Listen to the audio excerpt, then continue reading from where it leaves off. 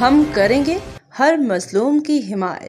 अस्सलामुअलैकुम, मैं हूं हुरैन फातिमा और आप देख रहे हैं हिमायती न्यूज HD चैनल। नजर डालते हैं आज की अहम खबरों पर। पंजाब के दरियाओं में तुगयानी हेड कादिराबाद को बचाने के लिए चेनाब के 2 बंद तोड़ दिए गए। लाहौर भारत की जानिब से दरियाओं में पानी छोड़ने और मुसलसल बारिशों के बाद पंजाब के बड़े दरियाओं में पानी की सतह बुलंद होकर खतरनाक हद के करीब पहुंच गई।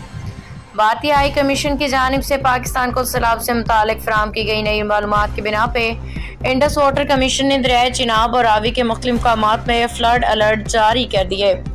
भारत की जानिब से दरियाओं में पानी छोड़े जाने के बाद दरियाए चिनाब में सैलाबी सूरत हाल है। जिला इंतजामिया ने हेड कादिराबाद को बचाने के लिए दरियाए चिनाब के 2 बंद तोड़ दिए। कमिश्नर गुजरांवाला के मुताबिक पहला शिगाफ मंडी बहाउद्दीन जबकि दूसरा अलीपुर चट्टा जिला गुजरांवाला के मुकाम पे डाला गया। कादिराबाद से लेके पिंडी भटिया तक चिनाब किनारे वासियों से जल्द इनखला की अपील की गई है।